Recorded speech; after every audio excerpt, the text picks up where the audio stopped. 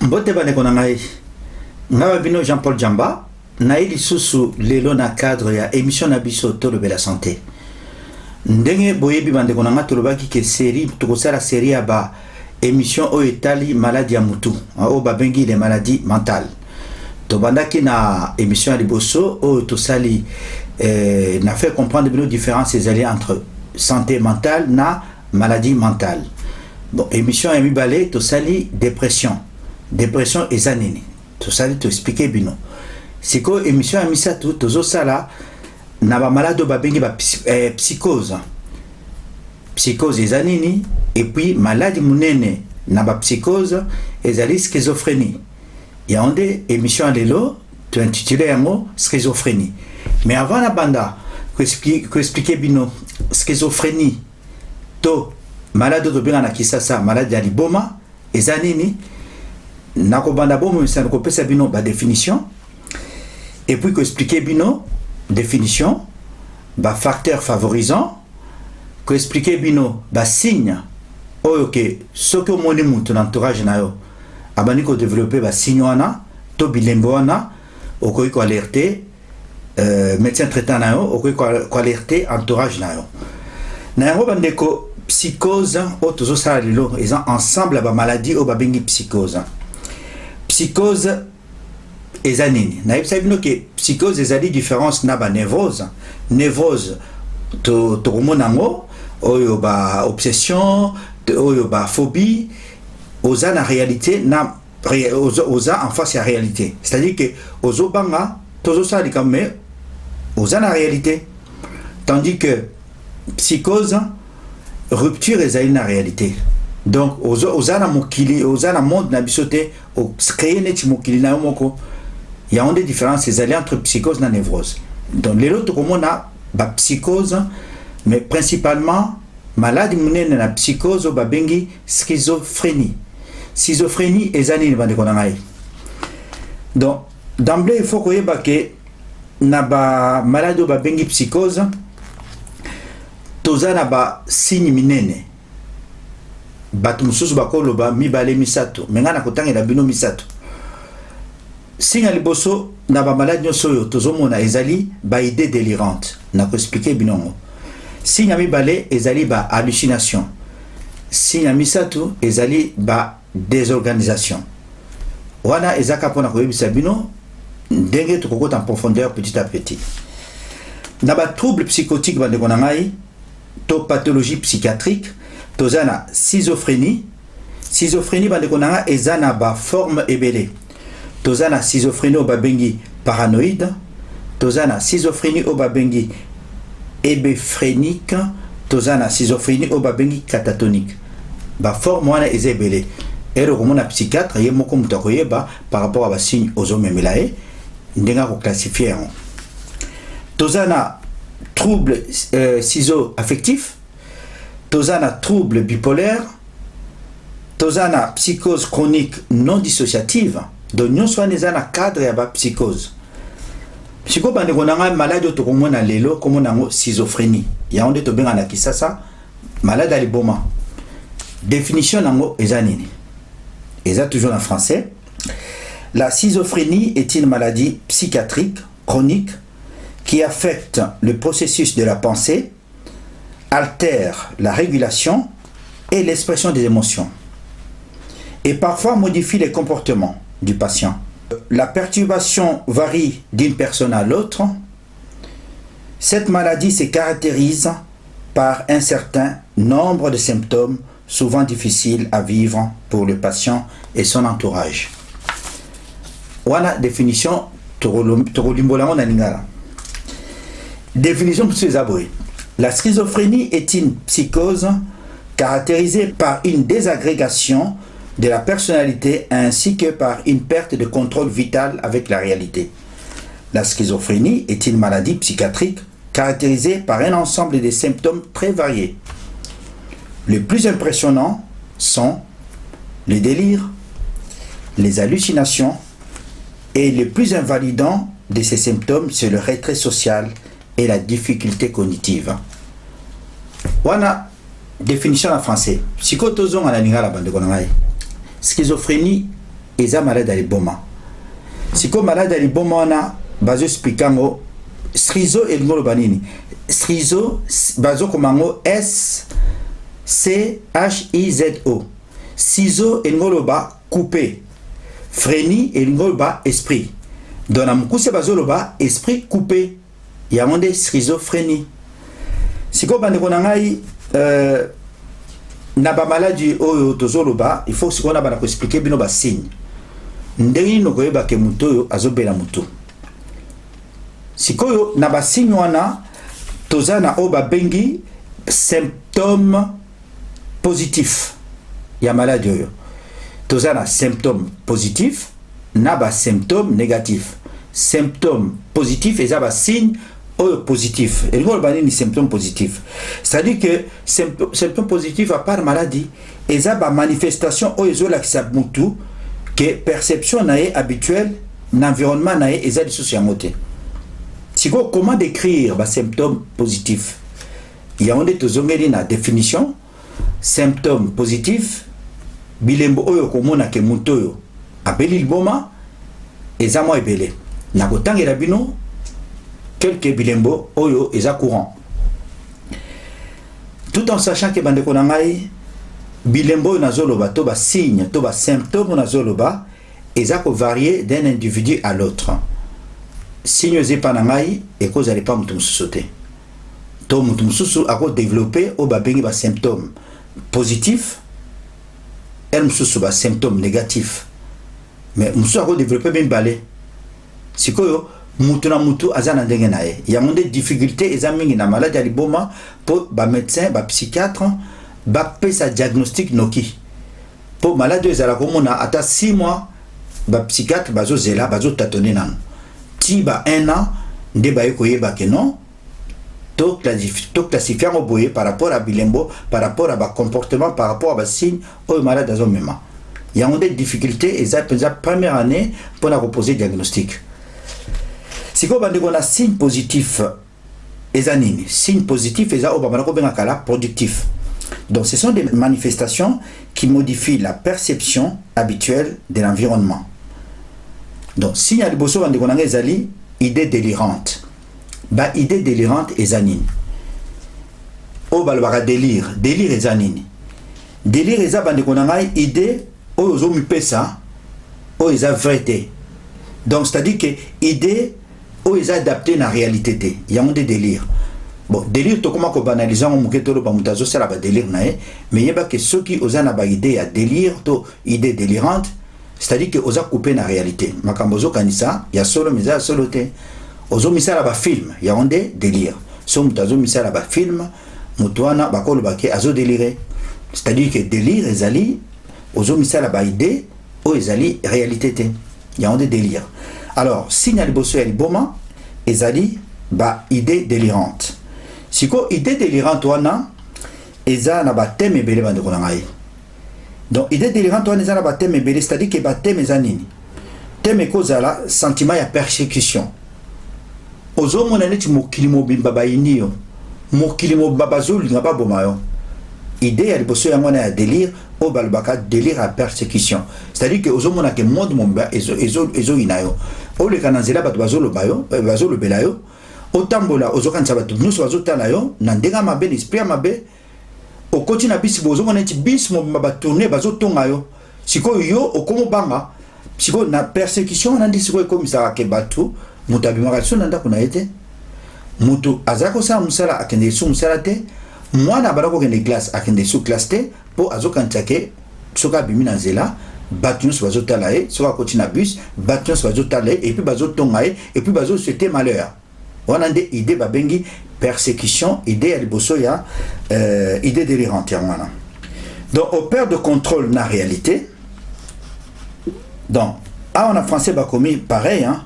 Penser que tout le monde est contre lui ou contre soi. On est victime d'un complot. Ozo kansake no basa bazo c'est lui qui t'a moroboé, basa lo mabe.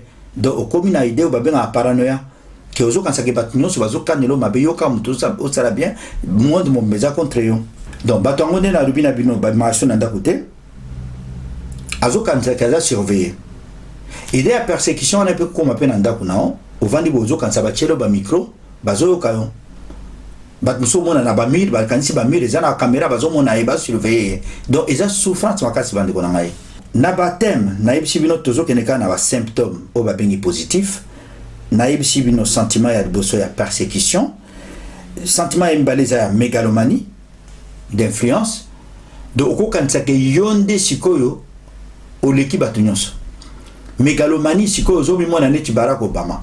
Ozomona neti badécision nyonso ya mokili yo moto kozwa. Mais na kati ya délire na wana kaka po eza rupture na réalité.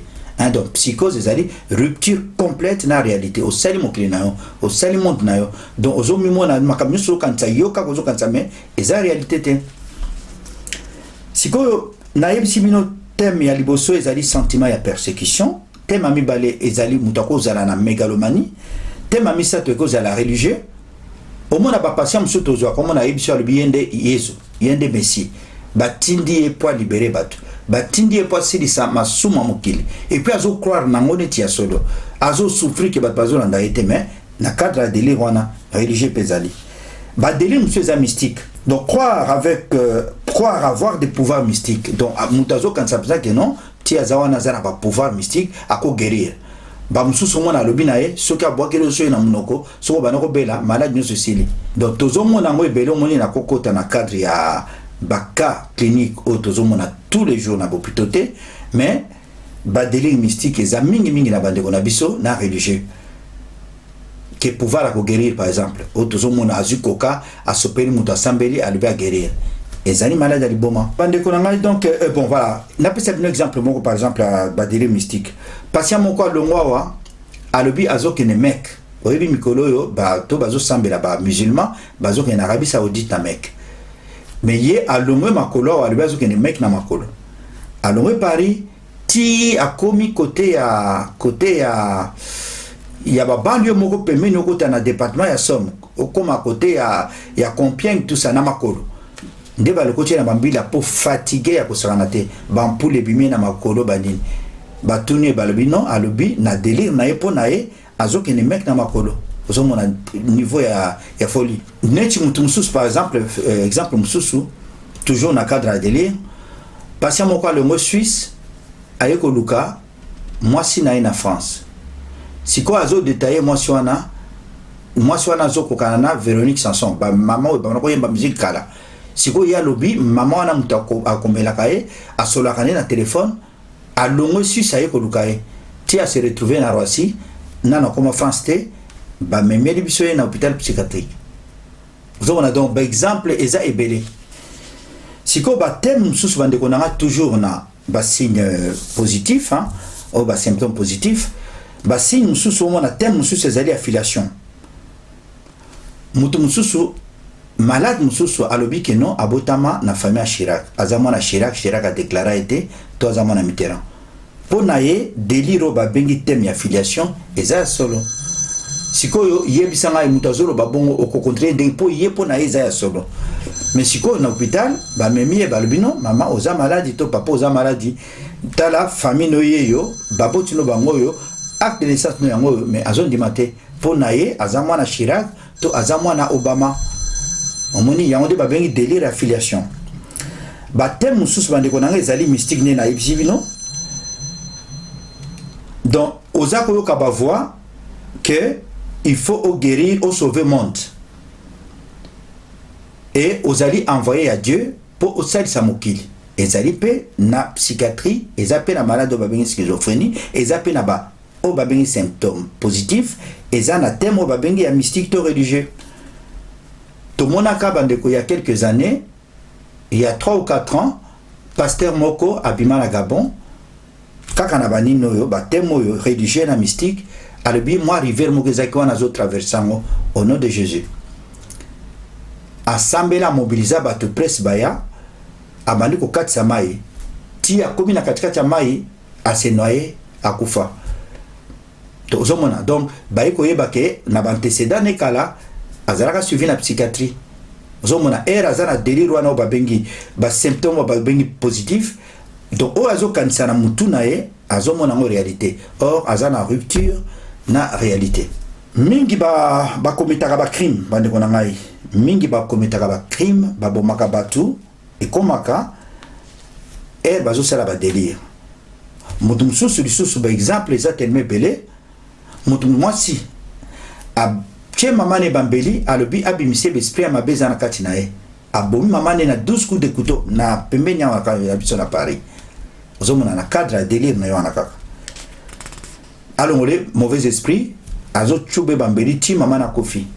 Ba soda ba kangiye ba memi l'hôpital, ba memi d'abord na garde à vue, psychiatre amonier alobi état na ye eza compatible te na cause la garde à vue, ba memi l'hôpital. Et puis l'hôpital a sali tinde la prison pendant 1 an, expertise salami que non, era zalaki era boma ki mama na e azaki na état normal te azaki malade. Batika e akoma kona za traitement na e. Donc on moni que adhésion ba bengaka eza adhésion totale na délire na bango. Sikoyo on a ebisibino wana ezali ba signe positif na lobi makambo délire. À part délire, idée délirante. À part idée délirante, on a signe ami balé, n'a pas symptômes. Il y a bateau la schizophrénie, au basa la boma. À part délire, on a signe ami balé, au babengi hallucination. Hallucination, c'est quoi les années, en français, le but, ils perception sans objet. Percevoir quelque chose qui n'existe pas. Donc, hallucination, donc, hallucination, ils ont aux aucun makambo. Mais pour na mutu na makambo les ali mais en réalité makambo zo kanza ezate siko ba hallucination ana ekozwa ba sens nyonso ba 5 sens na biso nyonso hein tous les sens peuvent être concernés na hallucination matoi okoza lozoka ba voix bato bazo lobanao omona mutu bovani ne boye ezala na fête to na ton occasion moko bovani na mutu bovani me mutu azo solola bino bovandi boza 5 ou 4 na mesa mais mutu asizolé te mais azaka na bino wana mais au moni penza zo beta lisolo na mutu a beta lisolo musu pas sibike musu pas seki ba benga hallucination auditive ki azoka ba voix azo répondre pe elle musu pe ba voix azo ke cause la méchante on n'a pas siliki donc tout ça na ba hallucination musu visuelle mais na cadre maladie schizophrénie et moins rare hein visuel est rare tout ça na ba hallucination ba benga acoustico verbal donc ozoka voix ezolobana ezokomanda na cerveau na bato musu basufraka po bazolobane ba voix azolela me bazolobane kaka azokaka ba voix ezoloba bato musu bazana hallucination babengi olfactive ya solo oka solo moko bazoka gaz alobi azoka gaz mais bino bovandi bozoka gaz te au moins apela mutu azosouffrir azoka ba gaz akimi azongi boye donc na hôpital au moins apela que il faut buluka moyen pour calmer po yepo na azoka sur la gaz mais bino bozoka te ba bengango hallucination olfactive tozana ba hallucination tactile mususu na retoucher tozana mususu gustative wana na goût au moins opesa malade opesa malade kisi aibiso le bezana venin à serpent oebisi mela kisi azoloba no eza na poison donc yangonde mingi ezokoma na ba na maladie ba bengi schizophrénie toza mususu basi mususu toza na syndrome et automatisme mental ezani bande kona ngai ozo kansake bato bazo deviner bazo commenter bazo commander penser na yo yonde ba bengi automatisme mental ke mutu azo dirigeant lui ke no sala boye zoambeli ke no chuba mutu keno sala boyo wana nde babengi syndrome ya automatisme mental ezape signe ya schizophrénie donc toana mususu syndrome d'influence wana ozokanisaka bazotindo à distance bazotélécommande yo omona ete bazotélécommande donc soko moni mutu akomi na makambo wana nyonso basigne oyo yeba ke eza signe babengi positif sikoyo avantage ya signe oyo eza ke diagnostic eza facile mpona psychiatre na ntango mutu ozodéveloppe basigne nyonso oyo psychiatre aza na facilité aloba oyo azosala mpenza schizophrénie sikoyo bandeko na ngai wana ba syndrome on a epesi bino ba signe positif sikoyo tokoti na signe négatif nakorépéter nyonso na nsima sikoyo na syndrome négatif to ba symptôme négatif ils ont correspondre na appauvrissement affectif et émotionnel.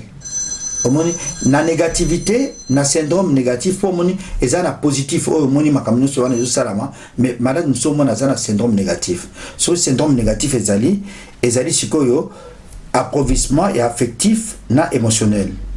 Sikoyo le plus invalidant na syndrome négatif oyo eza retrait social. Muta s'isoler, muta zali sur na motivation te, muta soka banako sala musala, akende sou musala te. Moi na so azosala abanako kene classe azokende sous classe te, donc alingi lisusu relation na batu te, akomi bomba, akomi ko s'isoler, wana nde problème ekomi grave po siko ba confondra kango mingi na cadre ya malade schizophrénie, ba confondra kango mingi na symptôme o na ba confondra kango mingi na malade ba bengi dépression, po ils a presque na ba même signe. Donc absence d'émotion, manque d'enthousiasme, mise en retrait par rapport à la famille et à la société. Donc, on considérer entourage no comme si on entourage nayo, si on moni retrait wana, isolement, on y sous baningate, on y sous bimate, entourage bakansa min cause mauvaise volonté to comme fainéant on y sous salate, mais ils ont maladie à solo. Donc, on parle alors d'émoussement et de l'émotivité. L'émoussement de l'émotivité. Donc, on a expliqué bien avant. Donc, communication qu'on ne peut pas si, on n'a même pas la volonté de se baninga. Perte d'intérêt. Donc, on a des difficultés à entreprendre des actions. Donc, pour le monde extérieur est commis insensé. Perte d'énergie, difficulté à prendre des décisions. Donc, nous sommes en symptômes négatifs. Il y a un vie mingi ba confondaka entre la dépression puis la signe moko, mais eza maladie ezali schizophrénie. Go signe musu sezanini syndrome ya désorganisation de bana ko benga kala dissociation, c'est-à-dire que na désorganisation ezanini sur le plan intellectuel, discours na est incohérent, altération et à court à penser. Si monsieur ezalaka au babenga barrage, c'est-à-dire que au bandi koloba paf un moment au kati discours, après au reprendre koloba il y a un babengi barrage et ça signe la psychiatrie. Bon, si monsieur ezali néologisme ezani bandi kona au créer ba mot o existarate ozolo bana mutu au komolo ba mot mususu o existarate mais yo mot mutu zo créer yango. So tu ne peux définition nango yo moko éviter. Il y a un bengi néologisme. Bamsous bazo bengango schizophrase, c'est-à-dire que ba mot créé est incompréhensible. Donc perte ya cohérence wana ya pensée, manque ya concentration, baisse ya attention. Donc patient azolo bana discours moko makambi bale contradictoire. Bande konanga wana ezali source monene ya handicap, surtout pour la vie quotidienne. Pour ozo ko sala le côté atali kapamba osala ndongo kalinga obana o ka so sala te. Donc démotivation complète. Il y a on est bande konanga ba facteur au moni donc facteur o na maladie à psychiatrie ezali multifactoriel. Sikoyo facteur de risque favorisant maladie des anines. Et là on est les autres na bato basala maladie oyo babengi schizophrénie. Naïbsibino que ça multifactoriel, ba facteur eza ebele. Siko ba hypothèse de exalter le pour solution pensa que preuve comme telle tilelo 100% ba scientifique, ba chercheur ba éviter. Tozaka na ba hypothèse. Ba zolo ba que facteur de risque to facteur favorisant maladie ba bengi maladie aliboma to schizophrénie, facteur génétique. Que aux à risque au développer maladie aliboma ceux qui membres moko ya famille na yo ya premier degré à bela yango aux à risque au développer yango. Si vos facteurs monsieur ezali neurodéveloppementaux, c'est-à-dire que batunsusu maman na grossesse azwaki traumatisme mwana kobota oza pe na traumatisme ou bien infection moko bazaki nango maman a une infection, moi n'a pas beau dans infection à cause de la peine un problème un jour il y a mutu système immunitaire parce que la perturbation à cerveau na ba premier mois ya naissance ya moi na paix et comme même na adolescence na maladie à liboma si ko ba facteur mususu bande kona toujours ba facteur à risque tout facteur favorisant hypothèse mususu bazo le environnement c'est-à-dire que environnement ya mutu na milieu urbain bato baza na ba ville baza mingi ko sala maladie wa mutu baza mingi ko bela maladie wa mutu ke bato baza na ba campagne et puis bazo lo bela mingi pe ba migrant bato bazo ou étranger ou bazo ya na France bazo bela mingi maboma ke ba français ba moko boko ni kana ba hôpital psychiatrique en France boko kama bande ko na nombre d'étrangers ou baza na maladie na pesa bino un exemple moko na unité moko ya 40 patients na le bien 40 patients tous en a plus de 30 25 à 30 bateaux étrangers ba africains na bandibo ba cause nango ba origine ba maladie on ezebele oyebi ke bamboka na biso le fait que toya na ba poto ba condition ya mutu na mutu za différent mutu na mutu za une histoire na o ba ya poto na befo perso o ba ya poto na mabala o ba ya poto na contribution famille mais si ko réalité o bazo kuta na poto wa eza yangote ba bengo siko ba o ba kima ba guerre pe bazali siko awa mingi bazo lekisango na ndenga ke traumatisme mais mingi vraiment bande kona biso baza mingi na psychiatrie siko wana ezali par rapport à l'environnement hein que bato baza na ville baza mingi ko bela que bato bana campagne et puis mingi ba migrants baza mingi na maladie ba bengi schizophrénie sikoyo facteur mususu o eza ko favoriser maladie ya mutu to maladie ya liboma eza bande ko ngai consommation ya cannabis donc entre 15 et 20% ya bato bazobela schizophrénie na France apo wana ya ba statistique en France ba melaka cannabis to ba melaka alcool. Donc mingi premier épisode entre 15 à 25 ans et pas bana na biso mbali ezaka sura melaki dikaya makasi to melaki masanga mingi asali crise babengaka a continue épisode à liboso o babengaka bouffée délirante aiguë. Donc cannabis bande konangai plus mutazo la cannabis ezaka augmenter le sous danger à maladie. Sokazo la cannabis na ki sa psychiatrie ezo matchali sous maladie. Alors comment se manifeste la schizophrénie? Schizophrénie est que se manifester ndenge tozongeli susu basini tolobaki donc schizophrénie est que se manifester na association ya délire na pesi bino exemple mibale hallucination na pesi bino exemple misato trouble ya comportement donc na mukuse maladie ya schizophrénie okoye bango na makambo misato na mutu azo délirer. Délire, ça veut dire que mutu aza na rupture na réalité. Signal bosso. Signal balé hallucination. Hallucination zaka makaniso zo kanisani tia solo mais a soloté. Oko kanisa makambo belé. Hallucination koza na bavoa zoka bavoa. Koza na basolo zoka. Koza na makambo zo na misu. Koza na goût. Au lieu loko bokanti ba tielo poison. Wanande ba signe. Et puis comportement. Comportement ils ba violence. Comportement ils isolement. Misato wanande salike. Oye bake mutoyo azosala crise ya schizophrénie.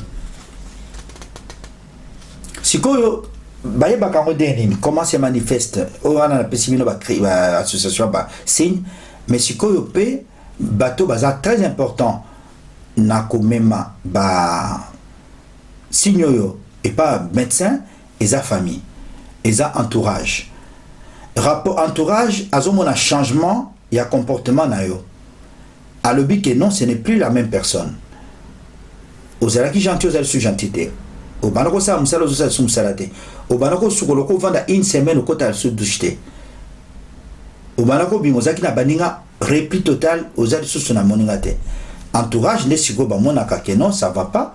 Bango ba memelaka médecin to balukaka o que no mona monganga. Siko à quelle période de vie se déclare la maladie?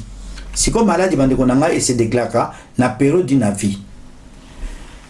Boyeba ke maladie yo malade schizophrénie et se déclarera toujours na fin adolescence na début à âge adulte, c'est-à-dire qu'entre 15 et 25 ans.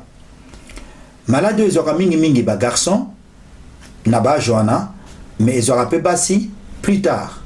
Mais mingi ba garçon ba développera malade de 15 ans à 25 ans. Ba signe ali boso mona kama na banako za la maïl na classe avec une sous-classe T. Concentration les sous-T, ba bano benga bino absence, donc manque d'intérêt. Donc et banaka mingi na ba signe ndewana. Sera sangisina les kaya makasi neti ba cannabis à continuer à bouffer de l'irante aiguë. On m'a moutou na moi makasi abani ko se déshabiller to nini les bons bandi. On a crise à liboso. Mais pas basi basara la crise plus tard au-delà de 25 ans. Si ko bandi on a fréquence ya maladie.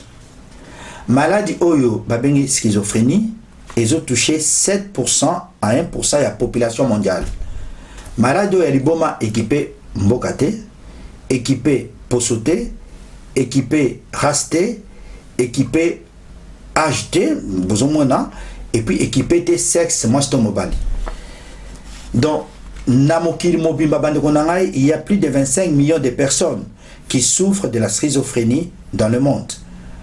En France, quand vandi, tu as 1%. Donc, 600 000 personnes basées dans malade en France. Et pour votre information, vous voyez que 10 000 cas nouveaux sont en France tous les ans. Il y a malade de schizophrénie. Donc, on a des cas épidémiologie, naïb sabino souvent. Donc, maladie naïb sabino qui ont touché bien les femmes que les hommes. Les hommes à l'adolescence de 15 à 25 ans, premier épisode, 25 millions naïb sabino dans le monde. Si vous avez tout sali, tout le monde a signe, a définition. Si vous avez diagnostic, psychiatre a proposé diagnostic que aux maladies. Diagnostic ya schizophrénie est basé exclusivement na observation ya comportement.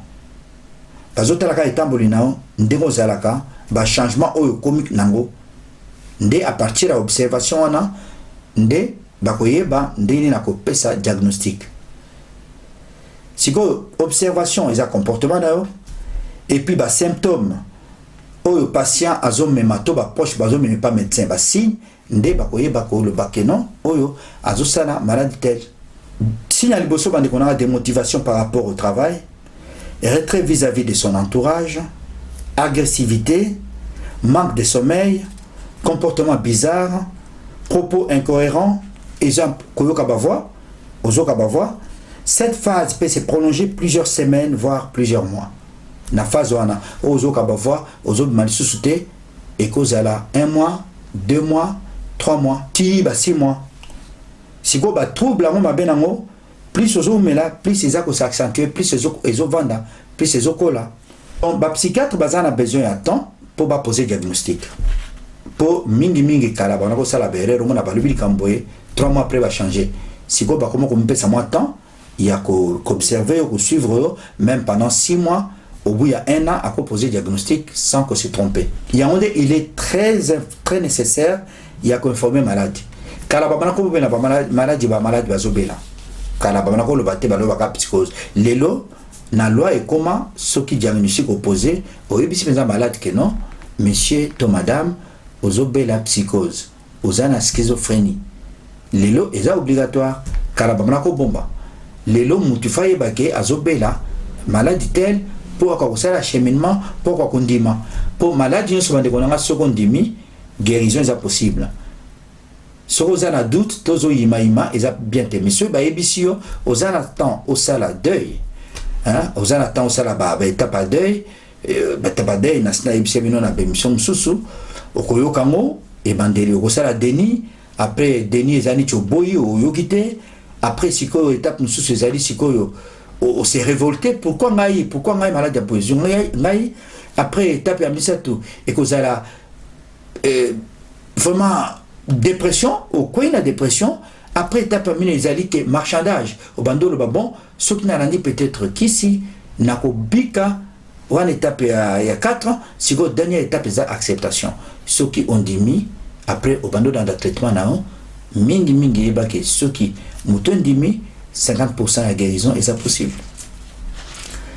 Alors bande qu'on a tout na traitement ya malade babengi schizophrénie ezanini traitement bande qu'on a eza efficace soki mutandemi nde na yebisibino beta padre traitement lelo est comment facile et comment ebelé tozana ba traitement oya tous les jours yo moko ko négocier na psychiatre na oke ozwa traitement mbala moko na jour ou bien na tongo ou bien na midi ou bien na pourquoi yo moko lelo okozala au bout ya 3 mois ko senga médecin na yo psychiatre na yo ke na zo traitement babengi retard hein traitement retard eza traitement à libération prolongée lelo traitement ya 1 mois ezali aux 8 tonga na 1 mois oza tranquille baki se bima depuis 2 ans lelo to komana ba traitement mususu oyo ba pesio injection moko ezosala 3 mois. Donc si on a un mode d'hospitalisation, il fallait le bango pe le sous. Ba mode ya hospitalisation na psychiatrie to na mode misato.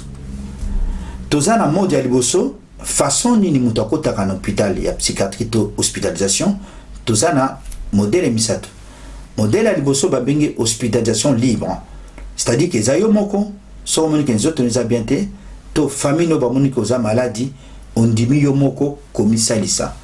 Il y a un bengi hospitalisation libre, c'est-à-dire que oye au moni psychiatre na yo to médecin traitant na tindi yo hospitaliser yo. Si go hospitalisation on a avantage na oza kaka po et le mola ba symptômes au moni ko vanda même 3 semaines 1 mois ba symptômes on est diminué au bando zo kiti obimi. Il y a un des modes aliboso il y a hospitalisation au babengi libre. Deuxième hospitalisation babengi ngo soins psychiatriques à la demande d'un tiers. Babengango SPDT. Bamsou balbarona mkouse soins sur demande d'un tiers. Wa les anini entourage na yo et monique non oza bien te. Ozalaka bien, ozalaka na musalo kende classe kende soute. Entourage non tout et sengi ozala hospitalisé. Babengango soins sur demande d'un tiers. Entourage na yo, famille na yo, médecin traitant no basengi.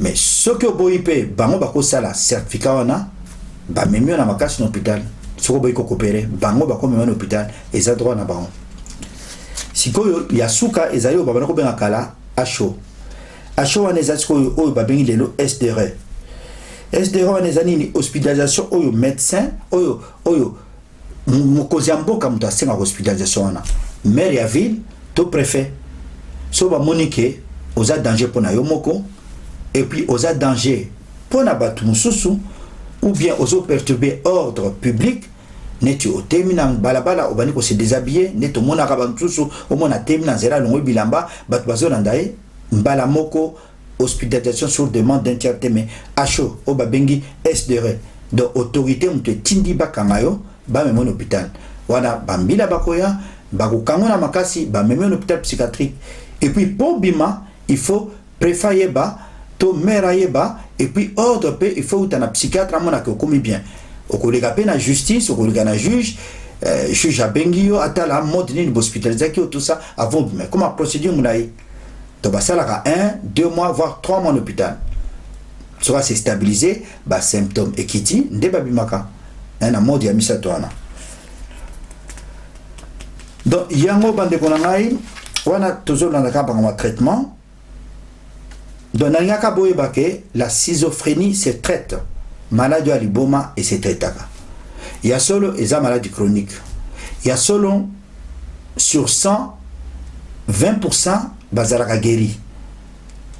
Mais 60% bakomaka chronique. 20% bazalaka guéri sakate. Donc, na 100, tozana 20% oyo. Et si la cas, au monde appelle Amérique si tu période mon tiki kisi à zone normale sans kisi 20%. Mais 60% il faut que kabela kisi pour azala stable. Ce que tiki kisi à quoi il a rechute. Mais moi 20% me sous-soupé ba koma kake et si la kate. Et zaka rechute na rechute. Voilà. Oh tout le monde a lelo yangwana. Il y a un débat comique une prise en charge adaptée permet un grand nombre de patients de se stabiliser. Ok? Et ça guérison témé qu'on se stabiliser. L'hospitalisation, bon, ah oui, là, comme on a expliqué bien que l'hospitalisation est nécessaire. hospitalisation est nécessaire pour la symptômes. Pour l'examen biologique, l'examen psychothérapie, l'évaluation sociale, dans une société. Si vous avez une stratégie par rapport à traitement, c'est belé. Tout ça, le traitement de naïbsibino, au début qui soit ya maladie à moutou, kalabamana ko neuroleptique. Mais ezaka neuroleptique, mais les lots bazo préféré ko benga traitement antipsychotique. Si ko pour traitement antipsychotique, to comme la première génération, to appelle ba traitement ya deuxième génération. Si ko stratégie moussou sur la prise en charge, ezali psychothérapie. O ba benga ka soin par la parole. Que aux hommes on a psychiatre, aux hommes on a psychologue, aux hommes solola, on tout ça, ils appellent thérapie. Thérapie systémique pesali, thérapie psychosociale ezali, objectif yango ezali réinsertion sociale, ba réinsérer yo na société. Aux hommes star, aux hommes sala, aux hommes stage, voilà. Si ko bande condé na yesibino risque ya rechute eza ebelé. Ceux qui observent ces actes, ceux qui ont un traitement, ceux qui ont un risque de rechute, ezali. Si vous risque de rechute, ezali, apparition, réapparition, il y a des signes, ils ont eu, au moins, qui vient de bien, il y a des rechute, ou bien, un traitement, ou bien, traitement est adapté, ou bien, à comment on met là, cannabis, azosanction d'alcool. Aujourd'hui, une prise en charge adaptée permet d'obtenir une rémission durable chez un tiers des patients. Donc, objectif cherché par les psychiatres, c'est d'être à mesure d'intervenir le plus tôt possible et de prévenir la sévérité de la maladie. Donc, maladie il y a maladie à Moutouban, on en a plus. Au monument anoki, bien pour nayo. Pour signe on a, on s'est dégradé mingité. La schizophrénie est une maladie chronique qui évolue en général en phase aiguë les premières années, qui se stabilise avec les symptômes résiduels. Première année, au sein de crise aiguë, ils ont nécessité hospitalisation. Après hospitalisation, ce qu'on indique ici, au bimi, au moins après zongé musala nayo, au zongé makamunao. Si ko bande konangai conclusion yani maladie ya mutu nde na bisibino le bandeli eponi mutute eponi ekolote environnement tozo vanda bisonyo so bande konanga toza fragile, c'est-à-dire que fragilité wana do à tout moment mutako bela bomoni to sala ke émission ya dépression na expliquer bino stress ndenge zali que soki situation yé ozo kwa ko s'adapter lisusuté ou bien ou affronter yango ou bien au kimi. Ce qu'on quitte, cerveau na yo comme un conflit interne, au bani ko souffrir, malembe, des stress sur on donc aux s'adapter, ndé au continue la dépression. Si ko mutunyo so, aza fragile, bisonyo so fragile. Ka eko yelo il y a divorce, il y a séparation, il y a décès. Donc décès, perte à être cher, perte à musala. Mutunyo so ko se retrouver na psychiatrie.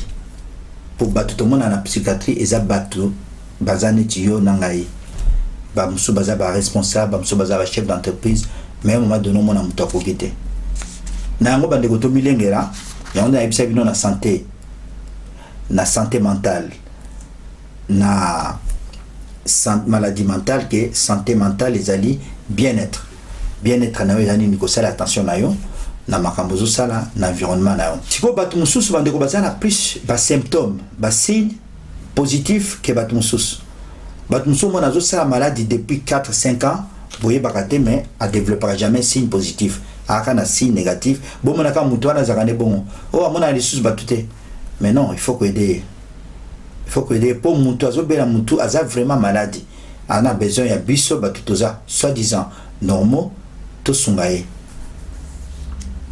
Si vous conseillez bande ko zakaka so mutazo bela entourage na yo ko surveiller que o babengi observation ya kisi donc amela kisi nae ce qui ses alliés matin midi soir azora vraiment kisi a respecter rendez-vous nae a raison à la vie sociale pour lutte mikolo ezali bisika nyonso tozosala eza mpona kointégrer bato bazobela mutu na société po baza mingi stigmatisé donc balakisa bango du droit sikoyo politique eza ya kodestigmatiser ke koinsérer bango na société lelo politique eza ke na appartement il faut bazwa appartement niti mutu nyonso bavivre na bato nyonso ensemble sikoyo bandeko na ngai c'est ça à peu près makambo na ngai nasola na bino lelo mpona malade oyo babengi schizophrénie. Donc présence d'association ezebele bandeko na ngai soki na entourage na mutu azobela il faut pas kotikala yo moko pour plus ozobela yeba ke ba aidant bato bazosalisa bato ba maladie bazokufa noki bazobela mingi baza mingi na dépression koleka bato bazobela donc ba aidant bazosouffrir mingi alors ba association lelo koma ebele mpona koaider ba aidant donc kende na CMP centre médico-psychologique il y a ville ovandi tuna ba association ozala yo moko te so ozala mwana za maladie mobile za maladie mwasa za maladie kotikala yo moko te bandeko na ngai il faut toujours kozala entouré il faut déclarer au bout de 6 mois mutu azobela na ba communauté na biso ba négliger ka mwana mais mutu azobela au bout de 6 mois so ba déclarer au pendant kozobela maladie mentale oza considéré comme handicapé sikoyo kotorep o babengi lelo maison départementale des personnes handicapées au sala dossier et puis au bandozo allocation adulte handicapé donc likamwa na mona na communauté mingi ba négligaka mais il faut pas qu'on néglige bandi bubaza en avance par rapport à biso déclarer yango moi na bandozo to mobala bandozo to moi ça bandozo allocation babengi allocation adulte handicapé prendre soin de soi sur aux malades bandeko il faut toujours komilinga kozwa soin na yo ko pratiquer sport ko bima ko sala musala to ko luka stage ko vanda kana ndako te po na ebisio ke à partir ba kiso ebima stabilité et comment voilà bandeko na hali sona zaki nango lelo pona psychiatrie o eza mission na biso to sali pona schizophrénie après to sala be mission mususu pona o babengi ba bipolaire to sala ba parano to sala ba malade ezebele na psychiatrie to sala 3 ou 4 émissions pour te résumer nyonso wana quand ne mama nga bana ko ebisanga bandeko na ngai na kitetela dembaki ndeka nyamase donc nzoto makasi eleki loso nyama na mbisi kimeza la banda kuna biso nzamba batela biso ekombala sima merci beaucoup.